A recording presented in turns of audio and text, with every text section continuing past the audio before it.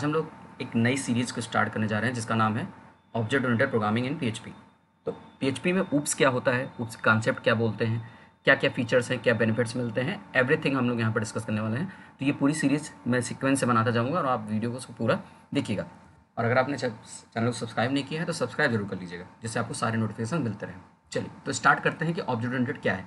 तो सबसे पहले अगर मैं बेसिक बात करूँ कि ऑब्जेक्ट ओरिएंटेड क्या है, तो मैं कहूँगा ऑब्जेक्ट ओरिएंटेड एक प्रोग्रामिंग स्टाइल है, पैराडिज्म है। जैसे कि मैं बोल सकता हूँ, जैसे प्रोसीजरल लैंग्वेज होती है, जैसे सी लैंग्वेज की बात करें तो प्रोसीजरल लैंग्वेज है, सी प्लस प्लस की बात करें तो ऑब्जेक्ट ओरिएंटेड है। वैसे ही अलग अलग मेथड्स हैं प्रोग्रामिंग करने के, उस कॉन्सेप्ट को बोलते हैं ऑब्जेक्ट ओरिएंटेड। ऑब्जेक्ट ओरिएंटेड किसको फोकस करता है, क्यों आया? तो ऑब्जेक्ट ओरिएंटेड एक्चुअली में बनाया गया था एलन टॉक के एक डेवलपर थे जिनका नाम था एलन के।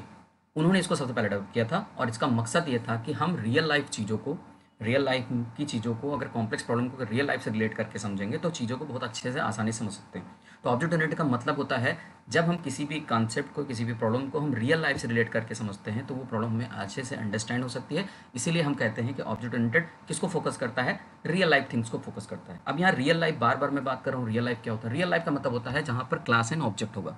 तो क्वेश्चन बताइए क्लास एंड ऑब्जेक्ट क्या है? तो मैं कह सकता हूँ कि अगर कोई पूछता है आपसे कि ऑब्जेक्ट ओरिएंटेड किससे बना है, तो मैं बोलूँगा object oriented made up of class and object. जैसे अगर इंग्लिश की मैं बात करूँ तो इंग्लिश किससे बना है, तो कहूँगे अल्फ़ाबेट्स एंड कॉन्सोनेंट से। वैसे ही मैं ऑब्जेक्ट ओरिएंटेड किससे बना है, तो मैं बोलूँगा क्लास एंड ऑब्जेक्ट से। बट उसमें कुछ प्रॉपर्टीज़ हैं और उन्हीं सारी प्रॉपर्टीज़ को हम यहाँ पर फोकस करने वाले हैं। तो मैं सबसे पहले ये बता दूँ कि ऑब्जेक्ट ओरिएंटेड कोई नया, कोई ऐसा बड़ी सी चीज़ नहीं है, काफ़ी पहले आ गया है, लेकिन ये टेक्नोलॉजी है जिसमें हम जैसे कि सी लैंग्वेज को फोकस नहीं करता।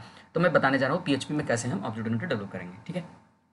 अब बात आती है कि यहाँ पर क्लास एंड ऑब्जेक्ट का मतलब क्या है। तो यहाँ पर क्लास एंड ऑब्जेक्ट का मतलब होता है जो भी चीज़ें हमें दिखाई दे रही हैं रियल लाइफ में, वो सारी सारी ऑब्जेक्ट हैं और वो जिससे डेराइव हुई हैं उन्हें हम क्लास बोलते हैं। आंसर क्या है इसका, समझते हैं। क्लास क्या है? क्लास एक स्ट्रक्चर है, मैं कह सकता हूँ कि एक कैटेगरी है, ठीक है। और ये कैटेगरी किससे बनी? With the help of its attribute and behaviour, यानी according to behaviour and attributes जब मैं किसी चीज़ को क्लासीफाई करता हूँ, दिस इज कॉल्ड क्लास। जैसे मैंने कहा स्टूडेंट एक क्लास है, वो सारे लोग जो पढ़ाई करने आ रहे हैं, टीचिंग करने आ रहे हैं, जैसे आप सभी लोग, आप सब क्या है? स्टूडेंट है। टीचर, टीच करने वाला, जो आपको सिखाता है वो कौन होता है? टीचर होता है, ठीक है। एक्टर, एक्टिंग करने वाला एक्टर होता है, ठीक है। तो this is a class. And मैं जब एग्जाम्पल लेता हूँ कि ये सब, इसके एग्जाम्पल्स लेना शुरू करता हूँ तो वो क्या हो जाते हैं? ऑब्जेक्ट हो जाते हैं। जैसे कि मैंने बोला स्टूडेंट, एक स्टूडेंट है, उसका नाम अमर है, तो अमर एक स्टूडेंट है और वो जो है किस कैटेगरी से बिलोंग करता है? स्टूडेंट नाम की कैटेगरी से बिलोंग करता है। जिस कैटेगरी से बिलोंग करता है उसे हम क्लास बोलते हैं। जिसकी मैं बात कर रहा हूँ, जिसको रियल लाइफ में मैं देख रहा हूँ, वो कौन है? ऑब्जेक्ट है। तो चलिए यहाँ पर मैं स्टार्ट करता हूँ क्लास एंड ऑब्जेक्ट का कॉन्सेप्ट, आपको समझ में आएगा। तो मैं बोल सकता हूँ कि object is a real word entity but class is a structural and logical entity. अब स्ट्रक्चरल क्यों है? क्योंकि ये इसी से ऑब्जेक्ट बनता है, ठीक है ना। जैसे मैं बोलता हूँ birds, birds are the class. And birds दो तरीके के हो सकते हैं, फ्लाइंग एंड नॉन फ्लाइंग हो सकती हैं। तो ये क्या है? कैटेगरी हो गई। अब इसके एग्जांपल्स ले लूँ, sparrow, pigeon, crow, these are the examples and these are the objects, ठीक है। आई होप समझ में आ गया होगा। तो मैं यहाँ पर स्टार्ट करता हूँ कैसे ऑब्जेक्ट ओरिएंटेड हम यहाँ पर इंप्लीमेंट करते हैं। अब पीएचपी में ऑब्जेक्ट ओरिएंटेड का जो कॉन्सेप्ट आया है वो आया है पीएचपी 5 के बाद से, यानी पीएचपी 5.0 जब रिलीज़ हुआ तो ये बना ऑब्जेक्ट ओरिएंटेड। और इसको मैं बोल सकता हूँ कि ये 2000 में एक्चुअली में रिलीज़ हुआ था। अब क्वेश्चन बनता है कि इतनी पुरानी चीज़ हम क्यों पढ़ रहे हैं? एक्चुअली में मैंने क्या बोला, एक पैराडिज्म है, ये कोई लैंग्वेज नहीं है, ठीक है। ये ऊप्स एक फीचर है, पीएचपी तो बहुत पहले से था, लेकिन ये एक फीचर है कि हम कैसे ऑब्जेक्ट ओरिएंटेड प्रोग्रामिंग कर सकते हैं। तो नॉर्मली हम पीएचपी को प्रोसीजरल फॉर्म में लिख सकते हैं और ऑब्जेक्ट ओरिएंटेड फॉर्म में लिख सकते हैं। तो अब हम आज देखेंगे कि ऑब्जेक्ट फॉर्म में कैसे लिख सकते हैं और प्रोसीजरल से कैसे डिफरेंट है। अब सबसे पहला क्वेश्चन ये बनता है कि हम क्लास एंड ऑब्जेक्ट की तरफ क्यों जाएं? जब हमारा काम सारा प्रोसीजरल से हो रहा है तो मैं इसकी तरफ क्यों जाना चाहता हूँ? तो मैं बोलूँगा ऑब्जेक्ट ओरिएंटेड की तरफ इसलिए जाना है बिकॉज ऑब्जेक्ट ओरिएंटेड की तरफ जब हम जाते हैं तो बहुत सारे फीचर्स मुझे मिलते हैं, जैसे कि रीयूजेबिलिटी ऑफ कोड मिलता है, ये हमें बेनिफिट्स मिलते हैं, सिक्योरिटी, प्राइवेसी मिलती है। तो इन सारी चीज़ों को अचीव अगर करना चाहते हैं, मेंटेनेंस ईजी हो जाता है, अगर ये सारी फीचर्स हम चाहते हैं तब हमें क्लास एंड ऑब्जेक्ट की तरफ जाते हैं, ठीक है। और आपको एक बता दें, सारे जितने भी फ्रेमवर्क हैं, लारावेल वगैरह हैं, सीआई है, कोडिग्नाइटर है, ठीक है, ये सारे लोग ना ऑब्जेक्ट ओरिएंटेड फीचर्स को फॉलो करते हैं, यानी जितने भी फ्रेमवर्क हैं ऑब्जेक्ट ओरिएंटेड को फीचर को फॉलो करते हैं। तो अगर आपको लारावेल पढ़ना है तो क्लास एंड ऑब्जेक्ट आना चाहिए। इस वजह से मैं ये वीडियो आपको कहूँगा, रिकमेंड करूँगा कि आप देखिए। चलिए तो स्टार्ट करते हैं क्लास एंड ऑब्जेक्ट कैसे बनता है। तो सबसे पहले मैं बता दूँ, क्लास बनाने के लिए यहाँ पर कीवर्ड होता है, इसका नाम है क्लास।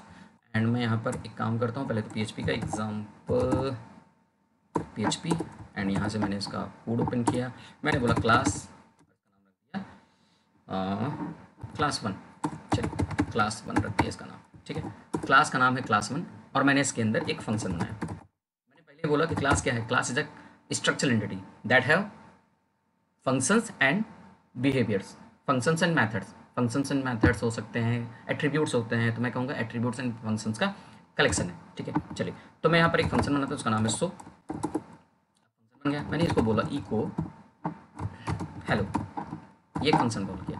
अब अगर ये जो क्लास बनी है जिसका नाम क्लास 1 है, अगर मैं अभी तक हम लोग क्या करते थे, फंक्शन बनाते थे, सीधे फंक्शन कॉल करते थे। अगर मैं यहाँ पर करता हूँ तो क्या होगा, चलिए देखते हैं। मैंने इस फंक्शन को कॉल किया, अभी देखिएगा यहाँ पर आउटपुट क्या होगा। ये रन कराएंगे तो एक एरर आ रही है, देख सकते हैं, call to undefined function. So it means जैसा कि प्रोसीजरल फॉर्म में था कि हम डायरेक्टली कहीं भी हम स्क्रिप्ट को कॉल कर सकते थे, अब यहाँ पर नहीं है, क्योंकि मैंने क्लास बना दी, और क्लास का मतलब ही होता है तभी एग्जिस्ट करता है जब इसका ऑब्जेक्ट बने। तो इसका मतलब मुझे ऑब्जेक्ट बनाना सीखना पड़ेगा। अब ऑब्जेक्ट बनाने के लिए क्या करते हैं, यानी इस फंक्शन को अगर मुझे कॉल करना है तो मुझे ऑब्जेक्ट चाहिए। अब ऑब्जेक्ट बनाने के लिए क्या करना पड़ता है, ऑब्जेक्ट बनाने के लिए हम यूज़ करते हैं एक्चुअली में न्यू कीवर्ड, और न्यू कीवर्ड के बाद यहाँ पर हम क्लास का नाम देते हैं। तो क्लास का नाम क्या है, क्लास 1।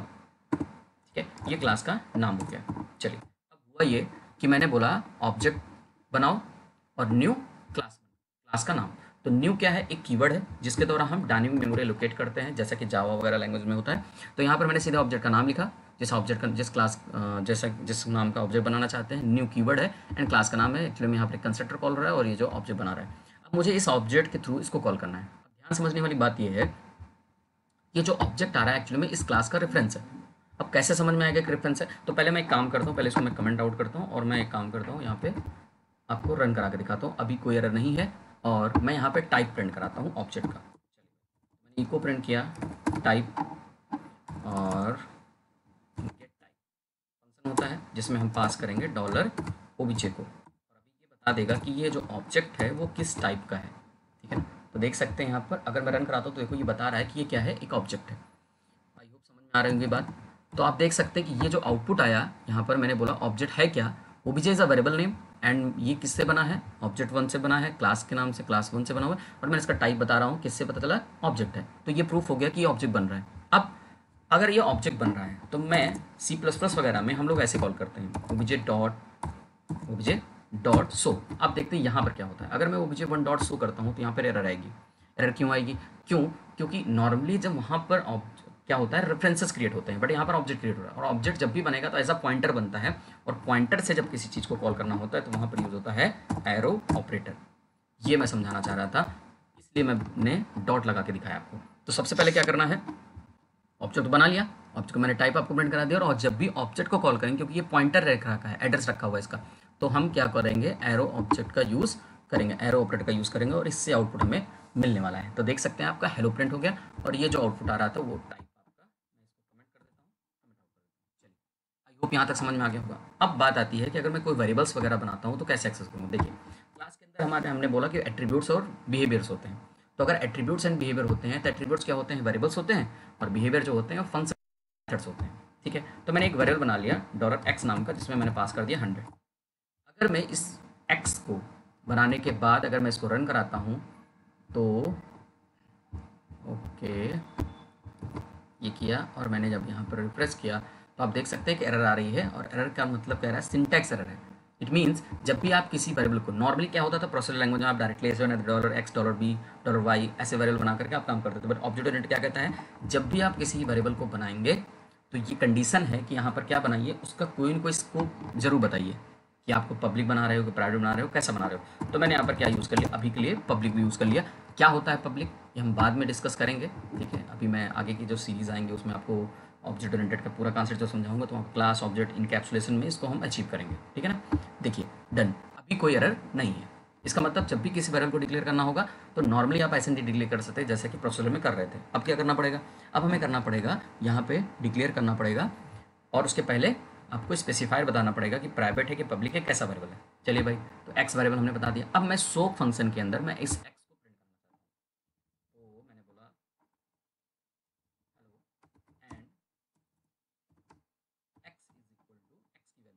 ठीक है, तो मैंने यहाँ पर कॉन्कैट कर दिया, और मैंने यहाँ पे एक्स वेरिएबल को कॉल कर लिया। ठीक है, क्या आंसर आना चाहिए, आई होप आप समझ रहे होंगे कि 100 आना चाहिए, बट यहाँ पर देखिएगा क्या होगा, एरर आ गई। अब यहाँ पर दिक्कत है, अब समझना ये है कि ये एक्स को एक्सेस क्यों नहीं कर पा रहा है। एक्स को इसलिए एक्सेस नहीं कर पा रहा है क्योंकि मुझे आपको सबसे पहले ये बताना पड़ेगा कि जो वेरिएबल बन रहा है ना, ये ऑब्जेक्ट वेरिएबल है।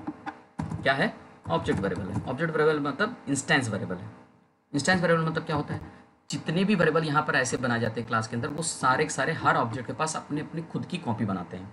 इसका मतलब ये है कि अगर ऑब्जेक्ट 1 बनाएंगे तो ऑब्जेक्ट 1 के पास अपना खुद का एक्स होगा, और ऑब्जेक्ट 2 बनाएंगे तो ऑब्जेक्ट 2 के पास अपना खुद का एक्स होगा, यानी 2 कॉपियाँ होंगी। इस चीज़ को बहुत ध्यान समझिएगा, क्योंकि दिस कीवर्ड अभी यहाँ पर यूज़ होगा। अब बात आती है कि मैं इसको रिप्रेजेंट कैसे करूँ, कैसे बताऊँ कि ये एक्स इस ऑब्जेक्ट के थ्रू कॉल हो रहा है। तो यहाँ पर एक कीवर्ड यूज होता है जिसका नाम है दिस कीवर्ड। दिस कीवर्ड क्या करता है? दिस कीवर्ड का काम होता है, जो ये रिप्रेजेंट कराता है कि दिस मतलब करंट ऑब्जेक्ट। तो मैंने बोला कि अब आपको ऐसे नहीं कॉल करना है, यहाँ पर यूज़ करना है $this, $this, और यहाँ भी लगेगा एरो ऑपरेटर। मैंने पहले ही बोला कि ये है क्या? रेफरेंस होल्ड करता है। ठीक है, आप देख सकते हैं। तो मैंने बोला कि ये क्या रखता है? रेफरेंस होल्ड करता है। ठीक है, तो आप देख सकते हैं एक्स की वेरिएबल की वैल्यू को मुझे इस तरीके से प्रिंट करना है। इसको मैं थोड़ा सा जूम कम करता हूँ।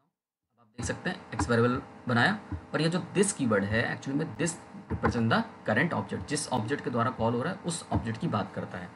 ठीक है, तो इसे मैंने क्या बोला था? ऑब्जेक्ट वेरिएबल है ये। ठीक है, ध्यान समझिएगा। अब आप यहाँ रिजल्ट देख सकते हैं कि यहाँ पर आंसर क्या आया? Hello and X is 100। This x की वैल्यू हो गई। अब समझना ये है कि ये जो दिस है ये कैसे काम कर रहा है। तो आई होप आपको समझ में आ गया होगा। वेरिएबल्स ऐसे डायरेक्टली डिक्लेयर नहीं कर सकते, इसको कॉल करना पड़ेगा। और दूसरी बात, यहाँ पॉइंट याद रखिएगा, देख सकते हैं कि डॉलर मैंने एक्स नहीं यूज़ किया है, मैंने दिस के थ्रू एक्सेस किया है। तो यहाँ डॉलर नहीं लगाना है। अगर आप यहाँ डॉलर लगाते हैं, देखिए ज़रा, अगर मैं यहाँ पर डॉलर लगाया, ठीक है, ये देखिए एरर आ गई। इट मीन्स आपको दिस कीवर्ड के दौरान एक्सेस करते समय आपको डॉलर नहीं लगाना है, क्योंकि डॉलर रेफरेंस एक तरीके से रखता है, तो ये यहाँ पर लगाने की जरूरत नहीं है। चलिए, अब यहाँ पर मैं एक काम करता हूँ, इसको हेलो की बजाय लिख देता हूँ सो, तो थोड़ा ज़्यादा अच्छा रहेगा। So and x value this. अब यहाँ पर जो दिस है इसको समझना है, तो मैं काम करता हूँ दिस को समझाने के लिए यहाँ पर एक ऑब्जेक्ट बना लेता हूँ, ऑब्जेक्ट 1, इसको नाम रख देता हूँ, और उसका नाम ऑब्जेक्ट 1। अब पहले तो ये मुझे क्या करना है? अब मुझे मान लो इस वैल्यू को इंक्रीमेंट करना है। अभी भी रिजल्ट वही सेम है। अगर मुझे इसको इंक्रीमेंट करना है तो मैं क्या करने वाला हूँ? यहाँ पे लिखूंगा प्लस प्लस। अगर मैं इंक्रीमेंट करता हूँ, ये कैसा इंक्रीमेंट है? पोस्ट या प्री? तो आंसर आएगा पोस्ट। पोस्ट का काम क्या होता है? पहले काम करता है, फिर उसके बाद इंक्रीमेंट या डिक्रीमेंट करता है। इसका मतलब इसकी वैल्यू 100 से 101 हो गई होगी, लेकिन मुझे रिजल्ट नहीं मिला। अब ये जानने के लिए मुझे क्या करना पड़ेगा? मुझे इसी फंक्शन को दोबारा कॉल करना पड़ेगा। जब मैं 2 बार कॉल करूँगा तब आप रिजल्ट देख सकते हैं कि ये देखिए 101 आ गया। समझ में आ गया होगा आई होप।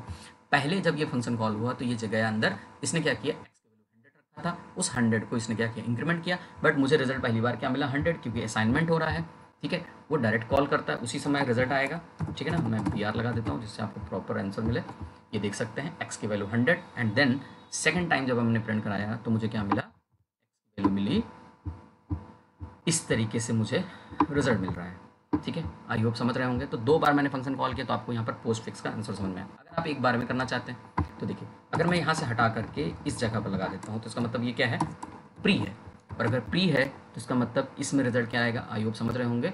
101, 102 आएगा, 100 नहीं आएगा, क्योंकि ये पहले ही इंक्रीमेंट कर देगा। तो पहली वैल्यू 100 के बजाय 101 आएगा, एंड देन 102 आएगा, क्योंकि मैंने 2 बार कॉल किया है। आई होप समझ गए होंगे पोस्ट और प्री कैसे काम करता है। तो ये वेरिएबल को एक्सेस करने का तरीका है। उनकी वैल्यूज़ कैसे कॉल करते हैं ये दिखा दिया मैंने आपको। अब एक पॉइंट आता है कि दिस कीवर्ड कैसे काम कर रहा है। तो दिस मैंने जैसा कि बताया करंट ऑब्जेक्ट को पॉइंट करता है। अब इस चीज़ को थोड़ा समझ लेते हैं, दिस कीवर्ड करंट ऑब्जेक्ट का मतलब क्या है। ठीक है, चलिए, तो मैंने एक ऑब्जेक्ट ये बनाया और एक ऑब्जेक्ट और बना दिया, ऑब्जेक्ट। अब ध्यान से देखिएगा, मैंने ऑब्जेक्ट 1 से मैंने 2 बार शो को कॉल किया, इसका मतलब वैल्यू इंक्रीमेंट हुई होगी। ठीक है ना, आई होप समझ गए होंगे। तो यानी कि अभी जो x होगा वो x OBJ1 के पास भी होगा और OBJ2 के पास भी x होगा। इसका मतलब x इसके पास 100 और इसके पास भी 100। बट इसने 2 बार कॉल किया, इसका मतलब ये अपने वाले x को 2 बार इंक्रीमेंट कर रहा है। इसका मतलब 101, 102 उसकी वैल्यू हो जानी चाहिए। एक काम करते हैं, मैं अगर प्री ही रखूँगा तो थोड़ा ज़्यादा अच्छा समझ में आएगा। तो मैं काम करता हूँ, इसको प्री ही रख देता हूँ जिससे आपको समझना थोड़ा सा आसान हो जाए। इसका मतलब 101, 102 हो गया होगा। लेकिन जो OBJ2 के पास x होगा उसके पास क्या होगा? 100 ही होगा। आई थिंक समझ गए होंगे। अगर वो भी कॉल करे इस तरीके से OBJ2 डॉट शो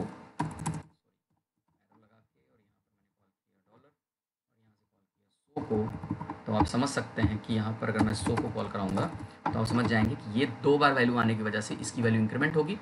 ठीक है, और देखिएगा ज़रा रिजल्ट देखिएगा। अब देख सकते हैं इसकी वैल्यू 101, 102 और फिर से इसकी वैल्यू क्या आ गई? 101 आ गई। मीन्स इसका x अपना खुद का है।